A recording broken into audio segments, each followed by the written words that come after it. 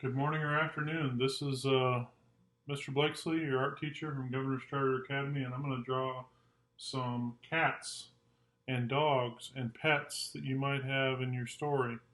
Um, I realized that last week I had some of you draw your favorite pet, and I didn't do a tutorial on it. I'm sorry. So this is part of that if you haven't got your assignment done. But also, I did that cool comic strip, and some of you are probably wanting to turn your pets into superheroes, or some of you might be wanting to just work on drawing.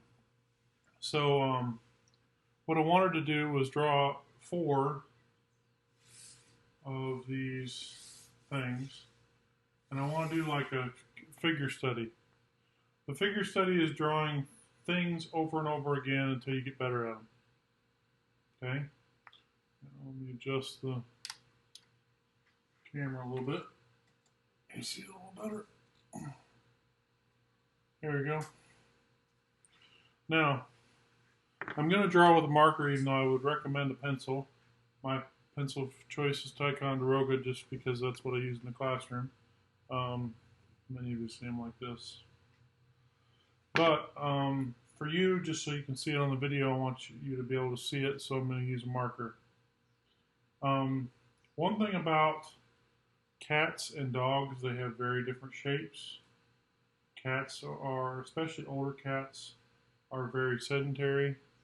Um, I had an older cat that lived to be 18 years old at my mom's house, and it started looking like a pear.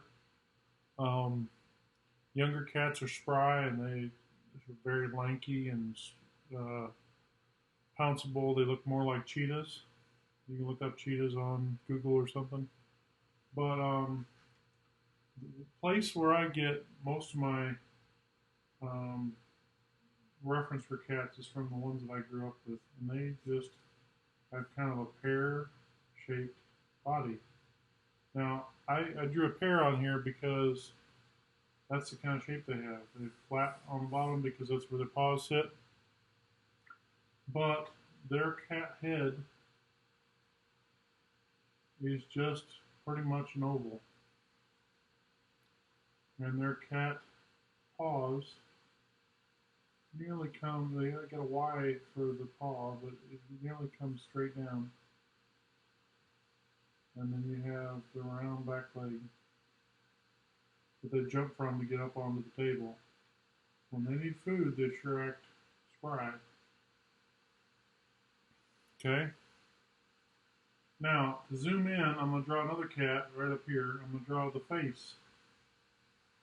The face is still an oval, but I will tell you something. Cats of all shapes, sizes, and otherwise have that round, upside down bird shape, like a little ocean wave. They have a um, kind of a nose that looks like a wide Y, and then they have the nostrils come right next to those like this. Now, on the eyeballs, you have to look at your cat. Some cats are related to wild animal cats. They have a really long nose, and their eyes come way up high. Sometimes you have really short noses that stop like something right here. And then they have the tabby eyes,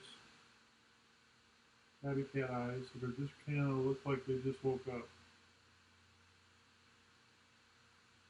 The other thing is cats' eyes change. I'm going to draw some cat's eyes over here. If they're excited about something, they have very slitty eyes, very small slit.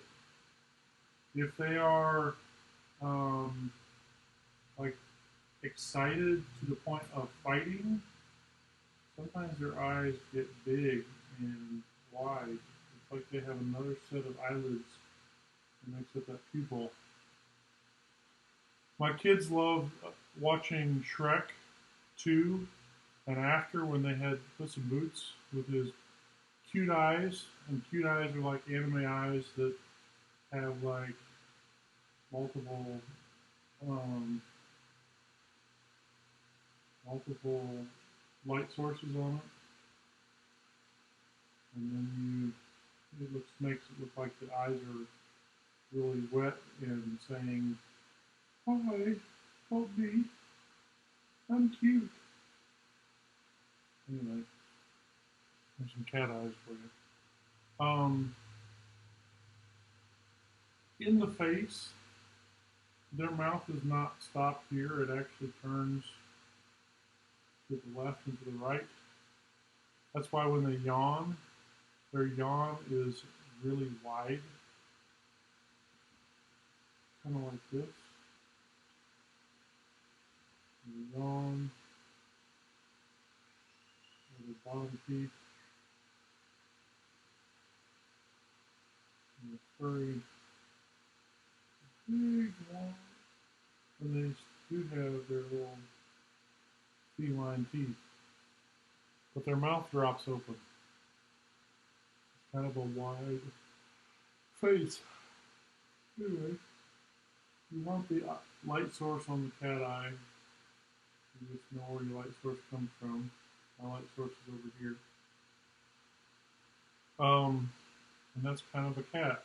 They also have a little flap on their ear. It looks like a slit like that. And they also have lots of fur in here. So much fur you can't really look down their ear canal. Unless it's a hairless cat or something. Yeah, it is a cat. You draw a dog?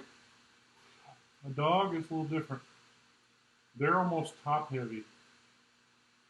And I say that because it's almost like the pear has been turned upside down. And yet, somehow we get a dog.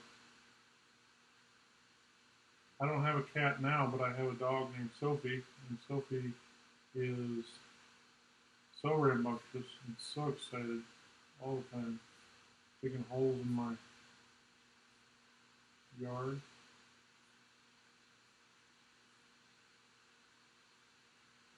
But the rib cage is a lot bigger on that, and they got this small little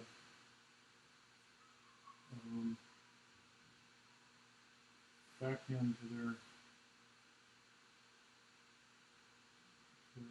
bodies.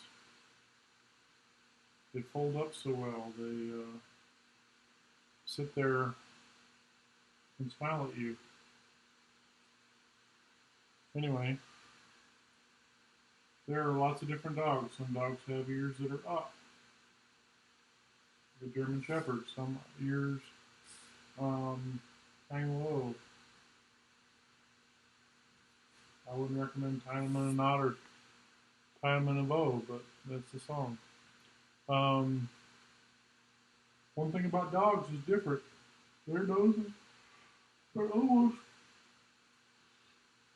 round and self-contained, and they have kind of a pig look to them.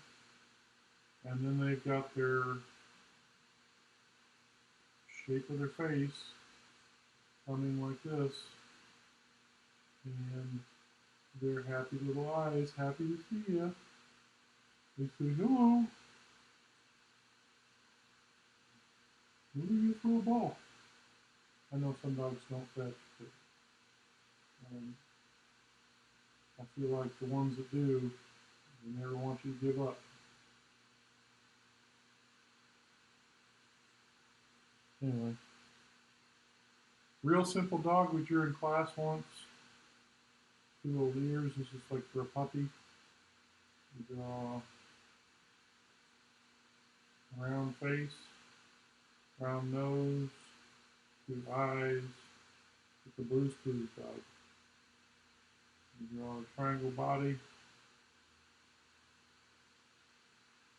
There are dogs that look like they have cat bodies, and this is one of them.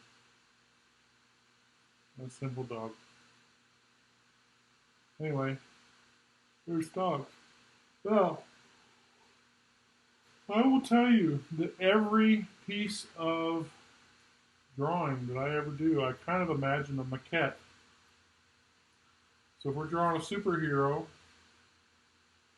Superheroes always have muscles.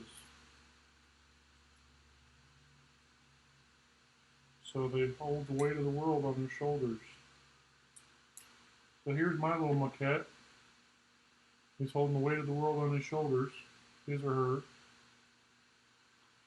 I got one of these for under $10 from Michaels or Hobby Lobby years ago when I was in college for a birthday or something. And you can arrange the arms and legs any way you'd like to make them jump, to make them run.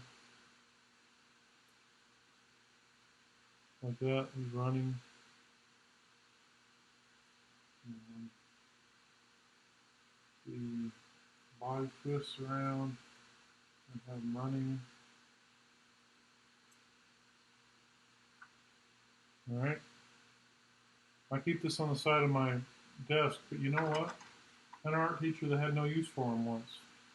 And they said, well, why are you using that when you could draw your own?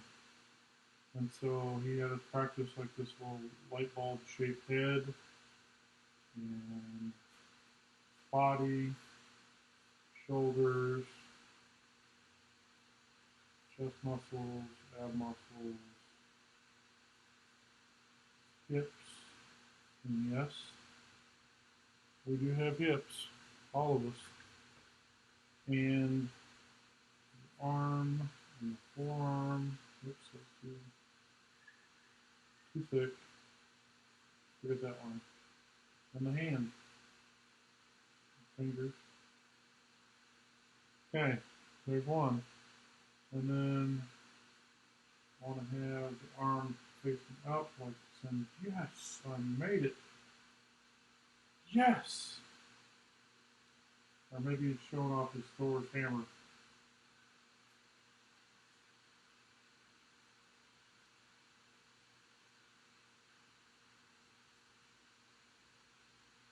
Alright, so there's a maquette of a superhero. Now, I realize superheroes are different shapes and sizes, and that maquette will not work for the Hulk. The Hulk is just this same shape, except exaggerated. The female form is more curvy. Don't forget any of the features. If you were to put long hair on this person, you could draw the long sweeping lines of the hair.